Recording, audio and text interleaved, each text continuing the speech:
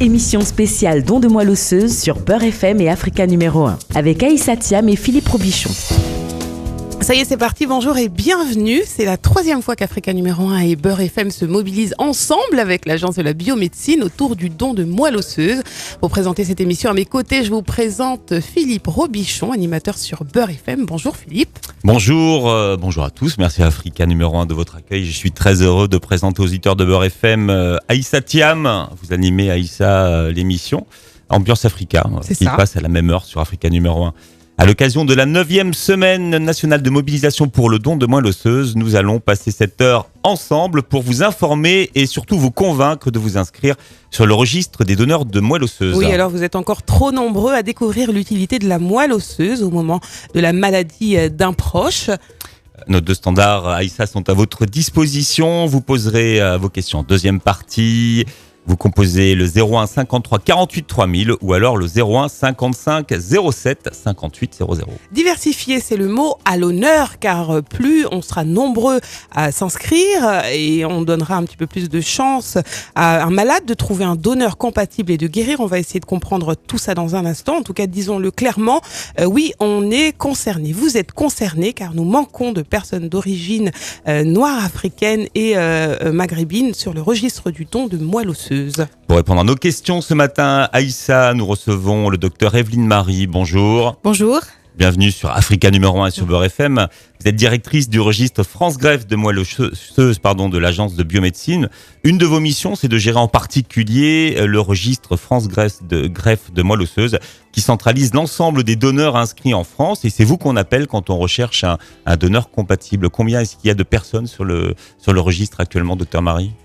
Alors actuellement, il y a plus de 221 000 donneurs inscrits et je voudrais les remercier d'avoir fait cette démarche. Mais nous avons besoin de plus de donneurs pour aider un plus grand nombre de patients à bénéficier de cette greffe extrêmement précieuse pour eux. C'est la greffe de moelle osseuse dont on va parler aujourd'hui.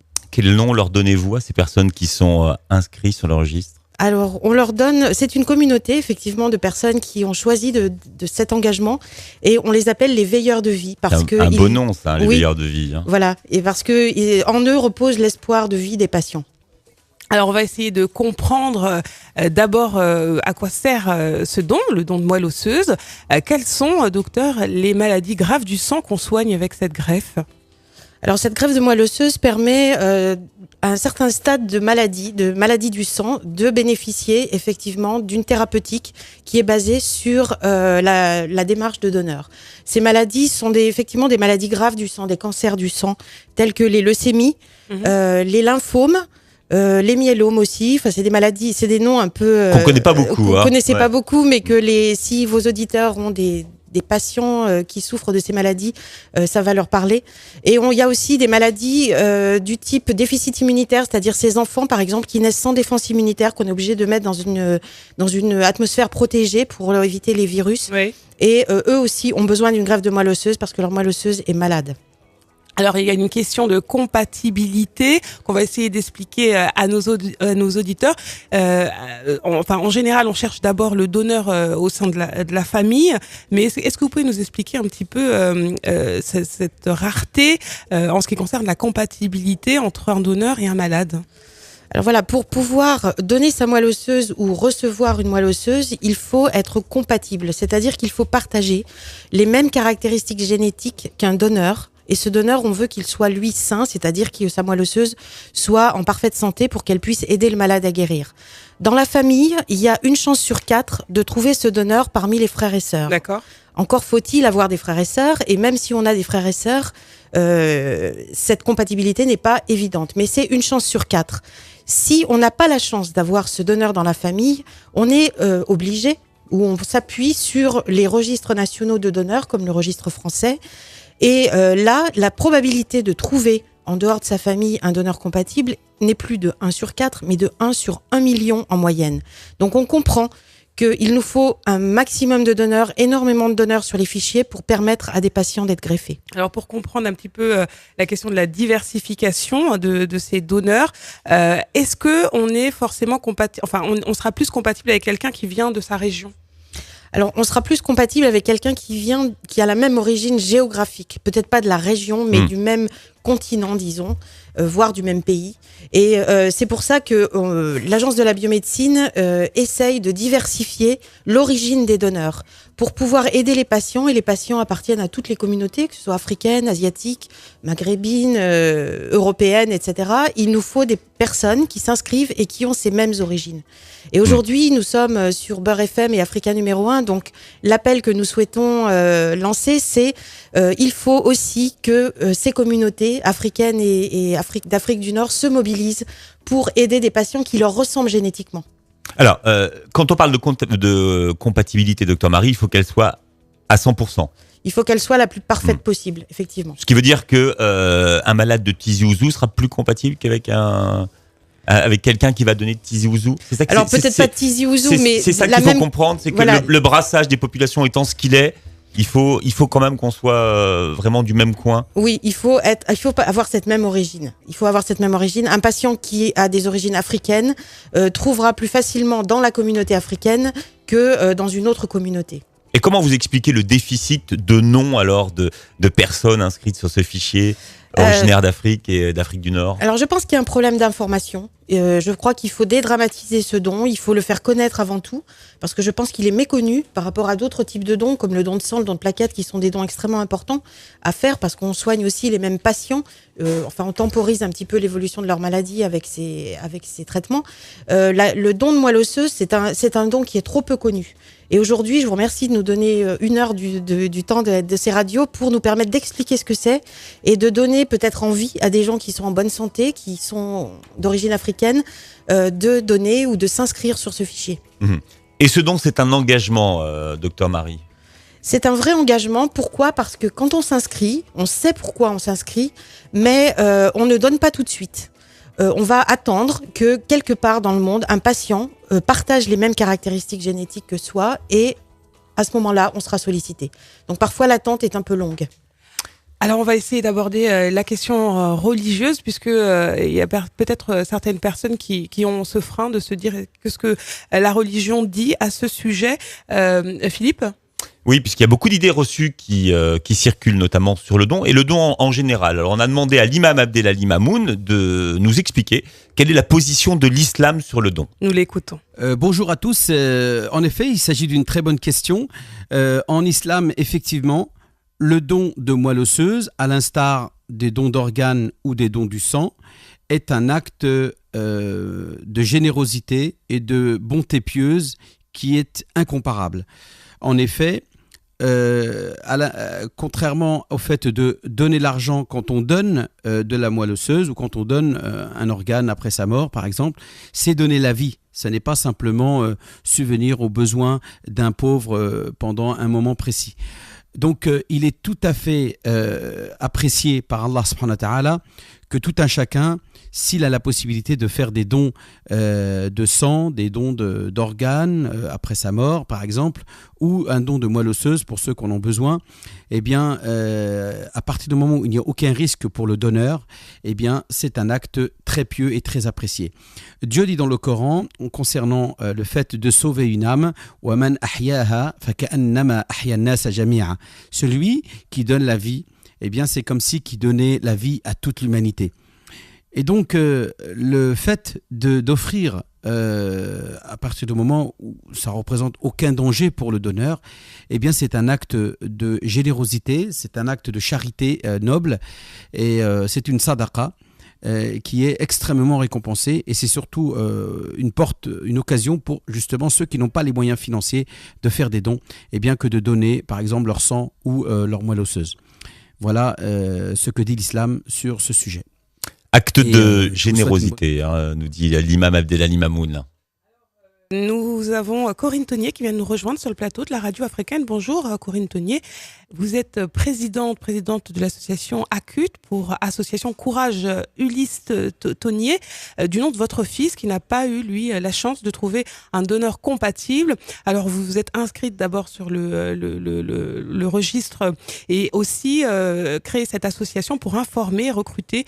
C'est l'un de vos combats aujourd'hui. Alors essayez de nous expliquer justement, puisque vous allez principalement vous adresser aux communautés qui sont sous-représentées, dont la communauté noire africaine et la communauté maghrébine. Bonjour.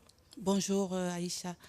Donc voilà, je suis Corinne Tonier, comme elle a dit. Moi, ça me fait énormément plaisir d'avoir cette occasion d'être ici aujourd'hui pour pouvoir parler du don de moelle osseuse, parce que je sais que tout le temps, je suis dans le terrain et là, ça m'a fait vraiment énormément plaisir d'avoir cet imam qui confirme encore que c'est pas un péché, parce que je me suis renseignée parce que j'habite Villepinte, où j'ai voulu, parce qu'avec Evelyne, la semaine dernière, il y avait justement la réunion des associations à l'agence de biomédecine, parce que l'agence de biomédecine nous encadre, nous soutient dans notre combat de tous les jours. Elle avait dit qu'on pouvait aller vers les imams pour qu'ils essayent d'expliquer aux gens ce que c'est que le don et tout, parce qu'il y a des a priori, voilà.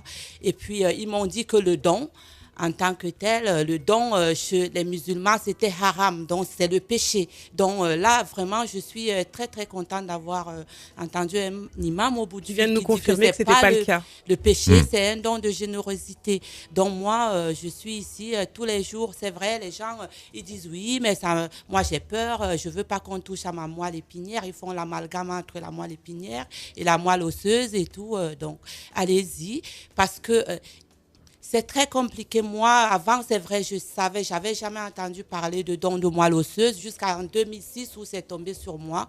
J'ai compris qu'il fallait, dès qu'on m'a parlé du don de moelle, on m'a expliqué, je me suis inscrite et tout. J'ai dit, je vais le faire. Même mon fils, quand il était à l'hôpital, il disait, maman, je compte sur toi. On ne sait jamais si je suis pas là. Je compte sur toi pour mener ce combat-là. Donc, d'aujourd'hui, c'est mon combat et tout, d'essayer de sensibiliser nos populations. Et à Villepinte, où j'habite, dans le 93, il n'y a pas d'association qui fait ce mouvement-là. Donc nous, l'association ACUT, avec la ville, on essaie d'organiser on a organisé l'année dernière un recrutement actif, c'est-à-dire les gens pouvaient venir. Le jour même, il y avait l'agence de biomédecine, l'établissement français du sang aussi qui était présent pour pouvoir inscrire les gens directement dans le registre. Et tous les jours, quand il y a tous les mois, quand il y a des dons de sang mobiles, on essaie de se déplacer pour pouvoir informer les gens sur le don sur place. Ils peuvent toujours nous contacter aussi, hein, parce que nous avons la légitimité par l'agence de biomédecine. Mais qu'est-ce que vous répondez, vous, Corinne Tonier, quand les gens vous disent non, moi j'ai mal, j'ai peur, quels sont les arguments que vous leur donnez justement pour leur dire mais non, vas-y, inscris-toi? Voilà, je les explique qu'il ne faut pas avoir peur déjà, parce que le don de moelle, c'est pas comme ça. Il y a elle vous a expliqué, elle est médecin, il y a 2 types de prélèvements sur le don. Et qu'est-ce que ça coûte de pouvoir, si on vous dit vous pouvez sauver une vie, la douleur qu'on ressent par rapport à ça, c'est rien. Et au jour d'aujourd'hui, la science évolue. Il y a deux techniques de prélèvement déjà. Il ne faut pas d'abord penser au prélèvement tout de suite, parce que elle vous a expliqué, Evelyne, les probabilités d'être compatible avec un donneur non apparenté sont d'une chance sur 1 million. Donc, il faut d'abord s'inscrire. On peut vous appeler ou... Il faut d'abord s'inscrire. Mais est-ce que les mamans, parce que vous rencontrez beaucoup de mères de famille sur le terrain, qu'est-ce qu'elles vous disent? Les mamans, elles sont sensibles à ça? Les mamans, oui, les mamans sont sensibles et tout. Les mamans sont sensibles. Malheureusement, les hommes... Ils sont douillets, les hommes, déjà. Ils sont douillets. Les hommes, ils font pas... Ils sont douillets, ils me disent non, on a mal. Mais bon, 2 fois, on leur dit, il y a aussi un côté, si le jour qu'on vous prélève, vous pouvez ne pas avoir mal, on vous fait l'anesthésie générale. 2 fois, il y en a avec l'anesthésie, disent, bon, si j'ai pas mal, j'y vais. Voilà, donc... Alors, nous allons rappeler aux auditeurs qui nous écoutent, aux auditeurs de Beurre FM, mais aussi ceux d'Africa numéro 1, que vous pouvez nous rejoindre au standard d'Africa numéro 1. Vous passez ce matin exceptionnellement par le 01 55 07 58 00 pour nous poser toutes vos questions. 01 55 07 58 00. Donc, apparemment, c'est sur cette ligne qu'il faut principalement appeler. Dans un instant, nous allons marquer la petite pause publicitaire. On va se retrouver juste après avec nos invités. Le docteur Marie, vous allez répondre à d'autres questions. On va essayer de comprendre un petit peu plus comment se passe ce prélèvement. On se retrouve sur le plateau de la radio africaine dans quelques instants. Avant cela, nous allons marquer la petite pause publicitaire. On se retrouve tout de suite. 10h-11h, émission spéciale en direct et en simultané sur Africa numéro 1 et Beurre FM. Émission spéciale Don de moelle osseuse sur Beurre FM et Africa numéro 1 avec Aïssa Thiam et Philippe Robichon. Le don de moelle osseuse, nous en parlons ce matin jusqu'à 11h. Nos deux radios réunies, Beurre FM Africa numéro 1, à l'occasion de la 9e semaine nationale de mobilisation pour le don de moelle osseuse. Alors je vous rappelle que si vous voulez intervenir et poser vos questions à l'antenne, notez bien là ce numéro 01 55 07 58 00 01 55 07 58 00 avec sur ce plateau le docteur Evelyne Marie et puis Corinne Toinet qui est la présidente de l'association Acute. Docteur Marie. Alors avant de prendre des auditeurs qui sont en attente au standard d'Africa numéro 1, docteur, nous allons expliquer maintenant ce qu'est la moelle osseuse et quels sont les modes de prélèvement, docteur. Alors c'est extrêmement important de comprendre ce qu'est la moelle osseuse. La moelle osseuse n'a rien à voir avec la moelle épinière. La moelle osseuse est une substance faite de grosses cellules qui se trouvent dans tous nos os. Ces grosses cellules donnent naissance aux cellules du sang, les globules rouges, les globules blancs, les plaquettes. On comprend que toute maladie de cette moelle osseuse, de ces cellules qui se trouvent dans nos os, donne naissance à des maladies du sang, des cellules du sang. Donc quand une moelle osseuse est malade, quand un patient souffre d'une maladie grave du sang, eh bien à un moment donné de l'évolution de sa maladie, il faudra poser cette indication et donc rechercher un donneur compatible. Quand on a trouvé ce donneur compatible, que ce soit dans la famille, d'ailleurs on en a parlé, une chance sur 4, ou a fortiori sur des registres de donneurs volontaires, une chance sur 1 million, on va proposer au donneur, effectivement, parce qu'il partage cette identité génétique dont on parlait, on va lui proposer le prélèvement. Alors qu'est-ce que c'est que ce prélèvement ? Eh bien, c'est vrai, il y a deux façons de prélever les cellules de la moelle osseuse. Le premier, j'allais dire historique, c'est comme ça qu'on a commencé, c'est d'aller chercher directement dans l'os les cellules dont on a besoin pour faire ce greffon si précieux pour le patient. Pour aller chercher dans l'os, il faut ponctionner ces cellules, donc aller chercher les cellules directement dans un os accessible qui est l'os du bassin. Bien sûr qu'il faudra faire une petite anesthésie au donneur pour éviter qu'il ait mal et pour pouvoir prélever suffisamment en toute sécurité cette moelle osseuse. Depuis l'an 2000 à peu près, on a un autre mode de prélèvement qui consiste à faire sortir les cellules de l'os vers le sang et donc les recueillir par un tri de cellules pour en faire là aussi un greffon. Donc il n'y a pas besoin d'anesthésie, c'est en ambulatoire et il faut juste injecter un médicament qui fera sortir les cellules de l'os. D'accord. Alors, est-ce que ça fait mal ? Combien de temps ça prend ? Alors, non, on ne peut pas dire que ça fasse mal. Les donneurs sont des personnes en parfaite santé. La petite douleur qu'ils ressentent, qu'ils peuvent ressentir, que ce soit sur un prélèvement intraosseux ou après avoir fait sortir les cellules de l'os, c'est une douleur qu'on peut calmer avec du Doliprane, si vous voulez, des antalgiques tout à fait basiques si la personne a mal. Vous savez que la douleur, c'est très subjectif. Il y a des gens qui ont mal, d'autres qui n'ont pas mal du tout. Mais en tout cas, c'est parfaitement gérable et avoir cette petite douleur quand on sait qu'on a aidé un patient à guérir, c'est pas grand-chose. Comment on choisit le mode de prélèvement d'ailleurs ? C'est le médecin qui soigne le malade, qui a posé l'indication de la greffe, qui va choisir, parce que le greffon qu'on a constitué n'est pas tout à fait le même. Donc par exemple pour les enfants, quand on greffe un enfant, il vaut mieux prendre des cellules prélevées directement depuis l'os que de les faire sortir dans le sang et les recueillir. Et après le prélèvement, en combien de temps ça se reconstitue chez le donneur ? Ça se reconstitue en quelques jours et bien évidemment, on ne prend pas toutes les cellules, on les prend dans un os bien défini, qui est l'os du bassin, qui est très très riche en cellules de la moelle osseuse et ça se régénère en 3 ou 4 jours très très vite, sans problème pour le donneur. Bien, ça manque pas alors en fait. Non, pas du tout. Ça va pas vous manquer. Non. Alors nous allons accueillir notre première intervenante, donc Madame Smata, qui est normalement en direct avec nous. Bonjour. Madame Smata, est-ce que vous nous entendez ? Allô ? Alors Madame Smata, Nassira peut-être ? Valérie ? Valie ? Non, Valé. Allô ? Ce qu'on appelle un grand moment de solitude en radio, vous voyez, Aïssa. Non, je n'entends personne. Sinon moi je vais vous répondre. Bonjour. Je peux prendre la voix. Allô ?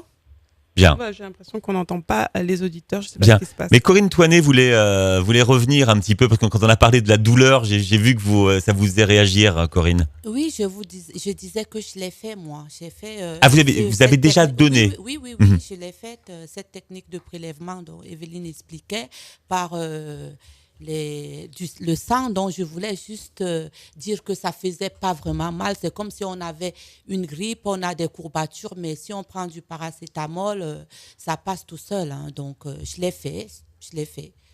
Mais c'est que les gens ont peur d'avoir mal. Ça, et on parlait des hommes, mais les hommes sont douillets. C'est pour ça. Bon. Mais par rapport à ce que ça qu'on va faire, c'est rien, quoi. C'est rien. Moi, je l'ai fait, hein, donc je vous parle déjà en tant que témoin. Donc, je l'ai fait. Je confirme que ça fait pas mal. Ça fait un peu mal. Bon, la douleur, ça dépend. Comme elle disait, il y a des personnes douillettes, mais avec le paracétamol, c'est vite soulagé, quoi. On a fait de la pub pour le paracétamol ce matin. Oui, bonjour. Bonjour, vous nous entendez? Oui. Ouf. On vous écoute, Jamila. Quelle est votre question? Simplement, je voulais savoir si, par exemple, on donne la moelle osseuse et l'un de nos proches, il tombe malade. Est-ce qu'on peut donner une deuxième fois ou pas? Alors, docteur? Alors, tout à fait. Dans le cadre intrafamilial, donc quand on donne au niveau de sa famille, il n'y a pas un nombre limité de dons. En général, on donne une fois. Et si le malade a besoin d'un deuxième don, on redonne. Et s'il a besoin d'un troisième, ce qui est très, très, très rare, on peut redonner.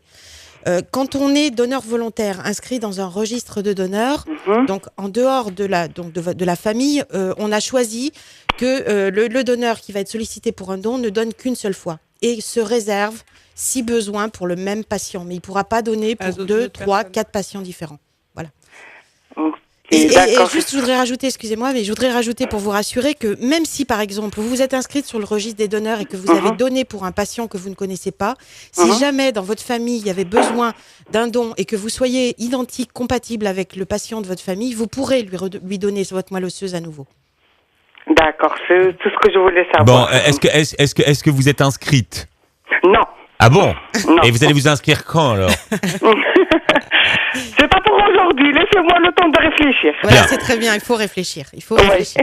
Oui, merci beaucoup, Jamila, pour votre contribution. Aussi, bonne journée, bon courage. J'espère que vous aurez beaucoup de gens qui vont s'inscrire. Merci beaucoup. Merci beaucoup. La réflexion, justement, puisque docteur, c'est un engagement.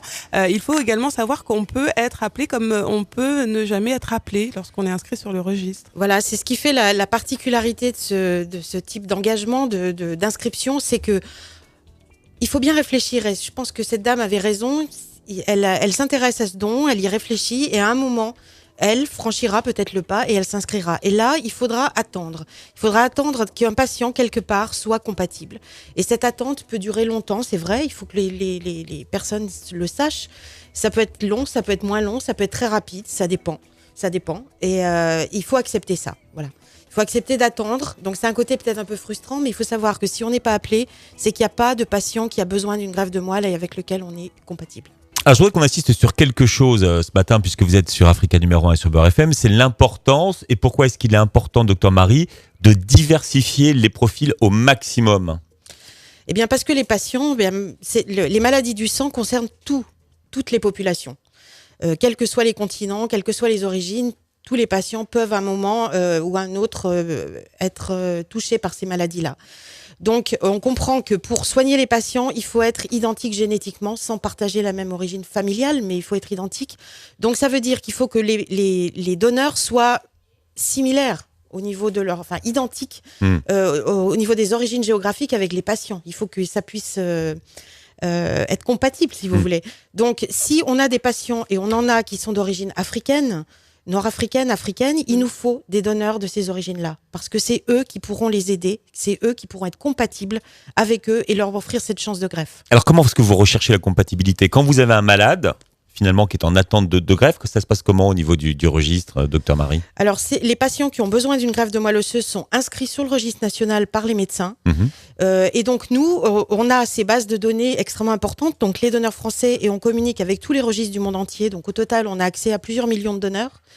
Donc, on communique entre nous tous les jours. Et donc, tout patient inscrit bénéficie de cette recherche. Et on sait qu'il y a un donneur potentiel ou plusieurs donneurs potentiels dans tel ou tel pays, peut-être en France, si on a la chance d'avoir les profils dont on a besoin. Et quand on a trouvé, donc on fait des recherches, on peaufine un petit peu. Quand vous dites on fait des recherches, donc vous avez un ordinateur? Voilà, il y a des serveurs informatiques qui font des recherches dans le monde entier. et en France en particulier. Et si on a la chance de trouver un donneur, eh bien, on ira le solliciter pour un don. Nous avons Christophe pour une question. Bonjour Christophe, pouvez-vous baisser votre radio? Pouvez-vous baisser la radio qu'on vous entende, Christophe, s'il vous plaît? Comment? Baisser la radio, il y avait un peu de l'arsène. On vous écoute, Christophe, bonjour. Ouais, en fait, j'aurais voulu savoir comment fait-on pour s'inscrire sur les listes de donneurs, que ce soit pour le don du sang ou justement pour le don de moelle osseuse. Alors ce matin, on est plus précisément sur le don de moelle osseuse. Hein. Alors, Oui. pour s'inscrire comme... bonjour Christophe. Pour s'inscrire comme donneur de moelle osseuse, il faut prendre un rendez-vous dans un centre qu'on appelle centre donneur. Il faut trouver, enfin si vous voulez, vous pouvez trouver l'adresse des centres donneurs proches de votre domicile sur le site internet www.dondemoelleosseuse.fr. Et là, donc, vous pouvez vous préinscrire et vous serez sollicité par un centre proche de votre domicile pour faire cette inscription.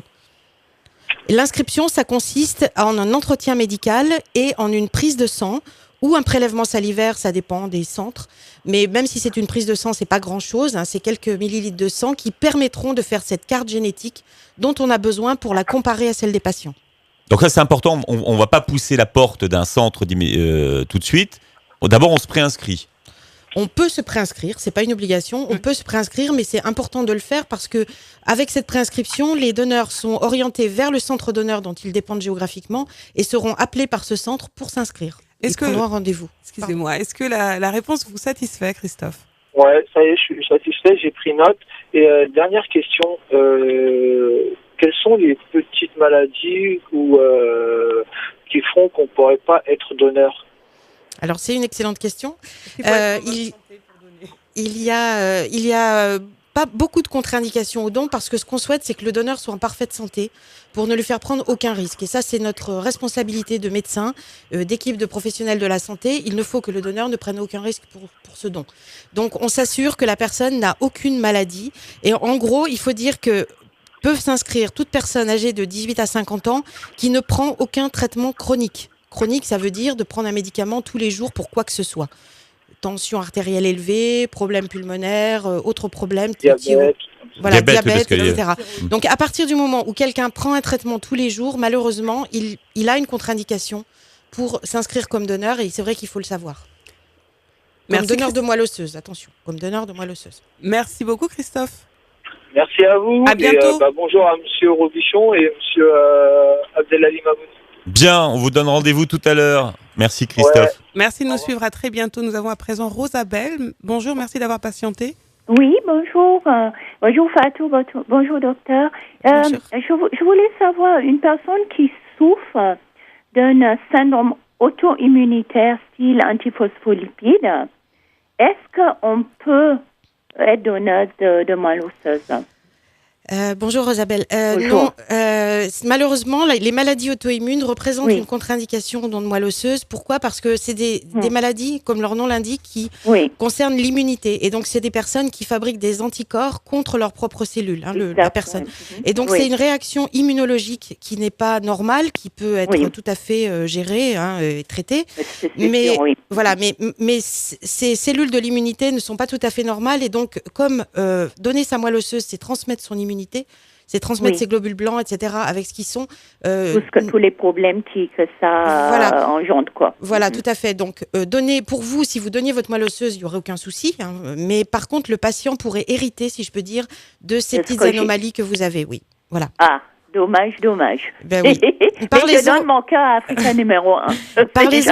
Parlez-en autour de vous, de ce type de don qui est encore pas trop connu, parce que ça peut aussi être très utile. D'accord. Je vais faire le nécessaire auprès des amis. En tout cas, c'est un programme fort intéressant, fort instructif.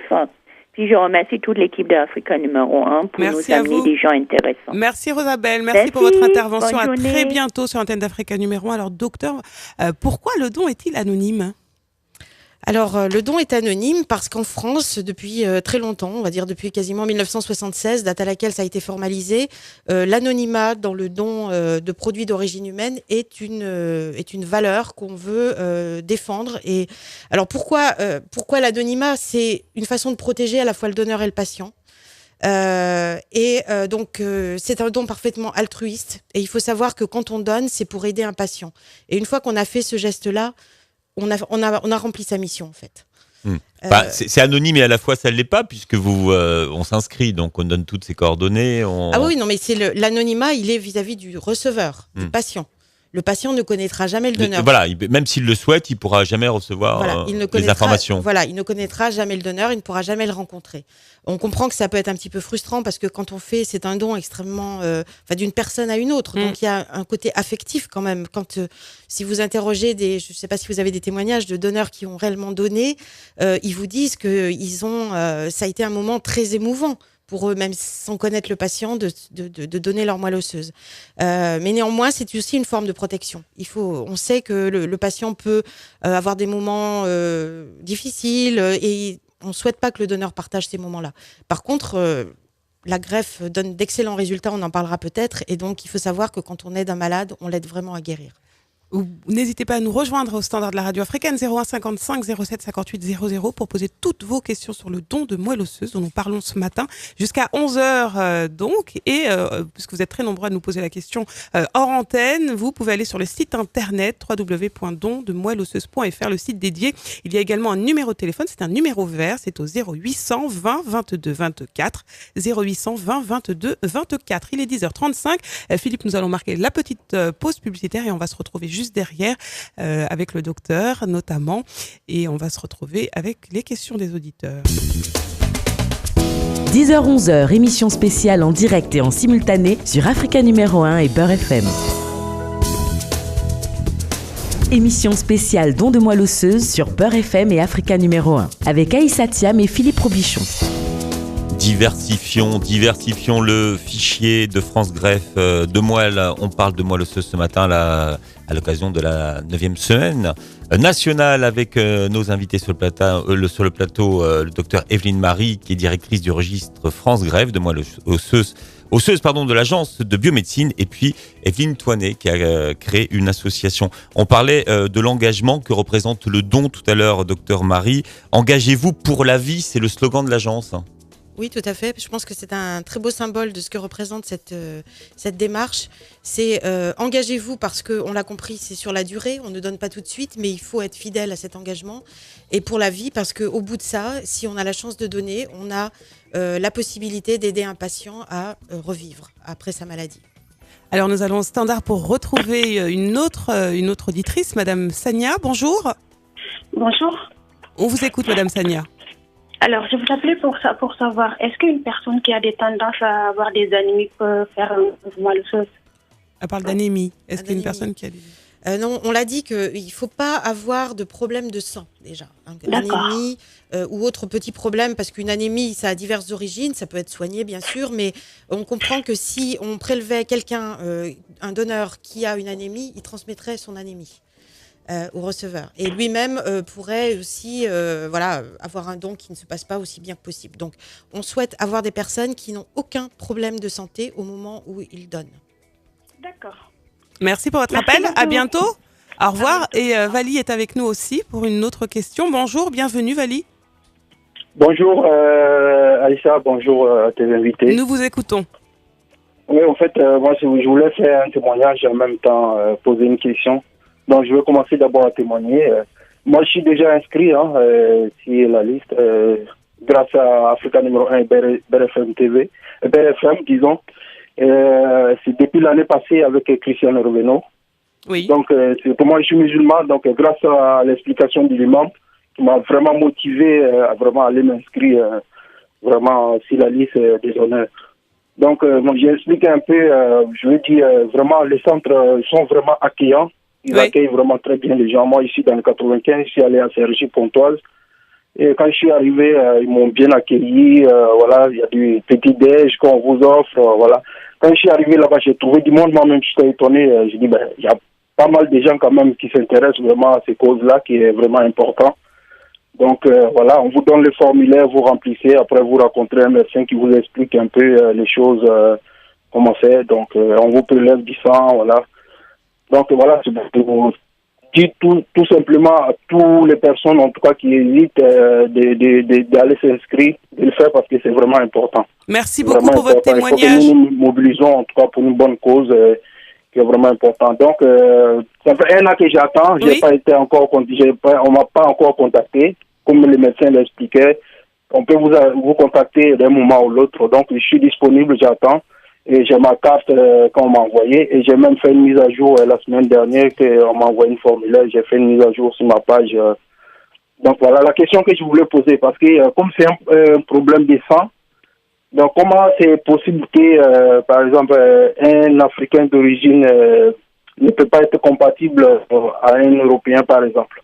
Voilà la question que je voulais poser. Alors, Bonne journée. le docteur a déjà répondu à cette question, mais on va y revenir. Merci en tout cas pour votre témoignage. Merci à vous et à très bientôt. Merci, on vous souhaite une très bonne journée. Docteur ? Alors, c'est une question extrêmement intéressante. Et d'abord, je voudrais remercier Vali d'avoir fait cette démarche et de s'inscrire parce que je pense qu'il a tout dit sur ce que ça représente et l'importance de cette démarche. Donc, merci beaucoup. La question est importante parce que effectivement, alors on rentre un peu dans la génétique des populations. Il y a des grandes populations dans le monde. Le continent africain en est une. En tant que continent. Il y a le continent indo-européen, il y a le continent asiatique, etc. Donc chaque continent a des spécificités génétiques, ça remonte à l'origine humaine, on va dire, et à travers tous les phénomènes de migration, de modification génétique, etc., on est arrivé à des grands groupes de population. Et ça explique que les personnes qui ont une origine du continent africain ont des spécificités qui ne sont pas partagées par des personnes qui ont des origines européennes ou asiatiques. Donc, ces personnes peuvent donner qu'à des personnes qui leur ressemblent génétiquement. Nous allons retourner au standard pour accueillir Victor. C'est une autre question. Bonjour Victor, bienvenue. Oui, bonjour. Alors, ma question est un peu technique. Je voulais savoir si concrètement, par rapport au test, est-ce que c'est comme le groupe HLA? Le groupe HLA qui est différent du groupe sanguin. Si c'est le cas, est-ce qu'on ne pourrait pas mettre en place une carte groupe HLA, un peu comme le groupe sanguin? Alors, l'examen, c'est vrai qu'on ne l'a pas nommé, sur lequel on s'appuie pour établir la compatibilité entre un patient et un donneur, c'est le groupe HLA. C'est un groupe tissulaire qui se trouve sur toutes nos cellules et qui marque leur identité. Ce qui fait que vous êtes une personne en tant que telle et que vous ne ressemblez à aucune autre en théorie. Ensuite, c'est donc ces caractéristiques HLA que l'on compare. Donc, elles sont beaucoup plus compliquées que les groupes sanguins. Il y a des milliards de combinaisons possibles, ce qui rend la recherche de compatibilité extrêmement complexe. Mais c'est bien là-dessus qu'on s'appuie pour faire cette compatibilité. D'accord, docteur. Et dans ce cas-là, l'incompatibilité, par exemple, dans le groupe HLA, il y a une série de chiffres et de lettres. Si, par exemple, il y a 2 lettres différentes, est-ce que c'est ça qui constitue l'incompatibilité ou c'est plusieurs lettres, plusieurs chiffres? C'est très technique. Alors, le typage HLA, ce ne sont que des chiffres. Alors, parfois, il y a des lettres parce que c'est des caractéristiques un peu plus globales, mais qu'on va affiner. Donc, si quelqu'un est potentiellement compatible, c'est-à-dire qu'il a quelques lettres dans son typage, on va les transformer en chiffres en faisant des examens plus précis. Et c'est que s'il y a une identité parfaite sur les caractéristiques qu'on recherche, qu'on demandera au donneur de donner. Bien. Qu'est-ce que vous faites dans la vie, Victor? Comme ça. Je suis dans la profession médicale. Ah oui, ça s'entendait un tout petit peu. Médicale plutôt. Bien. On cherche quelqu'un pour présenter les chiffres et des lettres, sinon on vous prendra. Merci Victor pour votre appel. Merci, bonne journée. À très bientôt, merci pour votre contribution. Il est 10h48 et justement, nous avons un donneur qui a témoigné. Il s'appelle André, il nous fait partager son expérience de donneur. Quand on m'a contacté, j'ai été très surpris, puisque j'avais complètement oublié que j'étais inscrit sur le registre. J'ai pas du tout pensé à dire non, ça m'a pas effleuré l'esprit 2 minutes. J'étais anesthésié aux alentours de 8 heures et le prélèvement donc, dans l'os du bassin a eu lieu entre 8 heures et 10 heures, puisque je me suis réveillé moi, à 10 heures, rapidement d'ailleurs. Est-ce que j'ai eu mal? On sent plus une gêne que de la douleur en fait. Ça ressemble à des grosses courbatures. C'est un sentiment un peu bizarre d'avoir été hospitalisé en bonne santé. J'en garde surtout un sentiment de fierté, même si c'est pas moi le médecin qui va soigner la personne receveuse. Je reste un des éléments et je suis plutôt fier d'avoir participé à ça. Alors peut-être que c'est venu par mon éducation, mais c'est juste du civisme, ça va pas plus loin. Pour une fois, on a des techniques pour soigner des maladies qui sont liées au sang. On a les techniques, le médicament vient de l'humain, Il faut juste un peu motiver tout le monde pour pouvoir soigner d'autres personnes. Alors, on avait Vali en direct qui faisait partager son expérience de l'inscription. Là, on a André qui nous fait partager l'expérience du don. Docteur Marie, on l'a bien compris et que pour que ce soit clair pour tout le monde, ce n'est pas dans la colonne vertébrale qu'on va chercher la moelle. Absolument pas. Ça, il faut complètement démystifier cette chose-là. C'est dans l'os du bassin que l'on va prélever, si on fait un prélèvement intra-osseux, comme je l'expliquais tout à l'heure, qu'on va prélever cette moelle osseuse si précieuse pour le patient. Sinon, il y a une autre technique de prélèvement qui consiste à faire sortir les cellules de l'os vers le sang. Nous avons Ibrahim qui nous rejoint en direct pour une question. Ibrahim qui a Il ne veut pas vous parler, Ibrahim. Qui a raccroché. On va revenir, docteur, si vous voulez bien, sur les conditions pour être donneur. Alors, on a parlé tout à l'heure qu'il fallait être en bonne santé, ne pas avoir de traitement quotidien. Alors, est-ce qu'il va avoir un âge précis ou est-ce qu'on demande plus à des hommes de s'inscrire, à des femmes Alors, pour s'inscrire, il faut être âgé de 18 à 50 ans et rester sur le registre jusqu'à l'âge de 60 ans. Si on peut le faire, bien sûr. Il faut être en parfaite santé, on l'a souligné tout à l'heure. Et c'est vrai qu'on recherche plutôt des donneurs de moins de 40 ans. Parce que, comme vous l'avez compris, l'engagement, c'est sur la durée. Donc, plus on est jeune, plus on restera longtemps et on donne des chances supplémentaires aux patients. Donc, on cherche plutôt des donneurs de moins de 40 ans. Et c'est vrai qu'on recherche aussi des hommes parce qu'il faut savoir qu'en France et dans la plupart des registres d'ailleurs, mais en France, 61% des donneurs inscrits sont des femmes et qu'on aimerait, dans le cadre de la parité, rééquilibrer un petit peu notre fichier et sensibiliser les hommes à ce don parce qu'ils ont leur place et leur rôle à jouer dans cette thématique. Alors Corinne, votre fils avait 13 ans, mais par exemple pour les enfants de 13 ans, on recherche des donneurs sur une population qui a quel âge ? Les donneurs, en dehors de la famille, on les recherche dans la population des 18 à 60 ans, en gros. Mais en première indication, c'est les frères et les sœurs, mais est-ce qu'on peut regarder, regarder si les frères qui n'ont pas 18 ans sont compatibles ou pas ? Alors oui, dans la famille, on peut donner en fait, on va dire de 0, de quelques mois, mais ça arrive très rarement, mais enfin ça a pu arriver, de la naissance, on va dire, jusqu'à, il n'y a pas de limite d'âge en fait, on va dire, jusqu'à 70, 75 ans. Si on trouve ce donneur compatible et qu'on peut le prélever en toute sécurité et que le prélèvement sera suffisant pour le patient, on effectuera le prélèvement avec le consentement bien sûr des parents et un comité d'experts. À partir du moment où l'enfant est mineur, donc moins de 18 ans, on fait appel à un comité d'experts. Une fois qu'on est inscrit sur le fichier, concrètement, à quoi est-ce qu'on s'engage ? On s'engage déjà à être donneur si on est sollicité. C'est-à-dire aller jusqu'au bout. Et on a entendu le témoignage d'André, je crois, qui disait qu'à partir du moment où on l'a sollicité, il s'y attendait plus parce que ça faisait longtemps. Il n'a même pas réfléchi une minute, il y est allé. Ensuite, on s'engage à donner anonymement, on l'a dit, c'est important. On s'engage aussi et bénévolement aussi. Bénévolement, c'est gratuit. Gratuitement, bénévolement. Et on s'engage aussi à transmettre ces changements d'adresse, ces changements de coordonnées, parce que, on l'a compris, aujourd'hui, une personne s'inscrit, elle a des coordonnées, une adresse, des téléphones, et au fil du temps, ça peut évoluer. Et le jour où on aura besoin de cette personne, il faudra qu'on ait ses coordonnées. Donc, aujourd'hui, on peut le faire sur notre site internet. Quand on est inscrit, on peut changer ses coordonnées. Je crois que c'est Vali qui a dit aussi qu'il l'avait fait récemment. Voilà, il a mis sa carte à jour, il a dit. C'était parfait. Il a bien respecté. Donc ensuite, si on est appelé le jour où on est compatible, est-ce qu'il faut s'engager à tout quitter du jour au lendemain ou ça s'organise un peu ? Alors c'est un don qui ne se fait pas dans l'urgence, ni pour le patient d'ailleurs, ni pour le donneur de fait. Il y a au minimum 3 semaines pour s'organiser, parfois un peu plus. Ça dépend de la date que le médecin a fixée pour cette greffe. Le patient est préparé à la greffe, c'est quelque chose d'assez codifié, on va dire.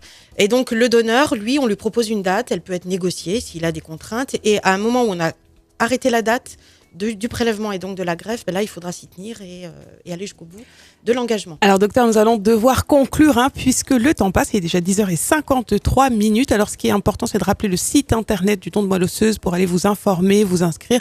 www.dondemoelleosseuse.fr, le numéro vert que je vous rappelle rapidement, 0820 22 24, 0820 22 24. Alors, qu'est-ce qui est important de rappeler pour conclure, docteur ?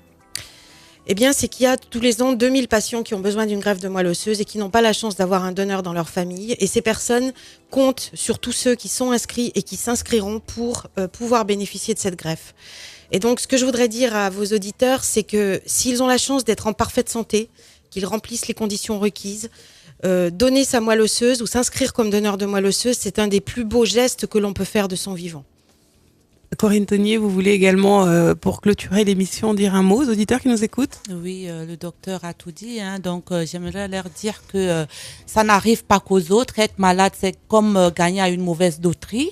Donc, allez-y, dites-vous, ça peut m'arriver et j'aurai besoin des autres. Faire ce geste-là, c'est le seul geste qu'on peut faire vraiment de son vivant.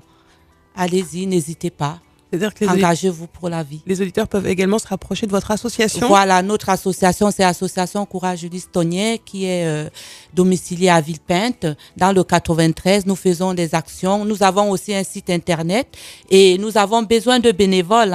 Donc, cette association est pour aider les familles, sensibiliser aux dons de moelle osseuse, aider à la recherche. Donc, nous avons un site internet www.u-6 lys.fr. Lys, L-Y-2-S-E. Merci docteur Marie d'avoir été avec nous. À l'année prochaine. Merci Aïssa de votre accueil. Merci beaucoup. Allez, dans un instant, Ambiance Africa. Et puis, n'oubliez pas, vous pouvez aller sur le site également de la radio africaine où toutes les informations seront mises en ligne. www.africa1.com et www.dondemoelleusseuse.fr et le numéro vert 0800 20 22 24. 0800 20 22 24. Merci beaucoup, Philippe Robichon. À très bientôt sur l'antenne d'Africa numéro 1. 10h-11h, émission spéciale en direct et en simultané sur Africa numéro 1 et Beurre FM.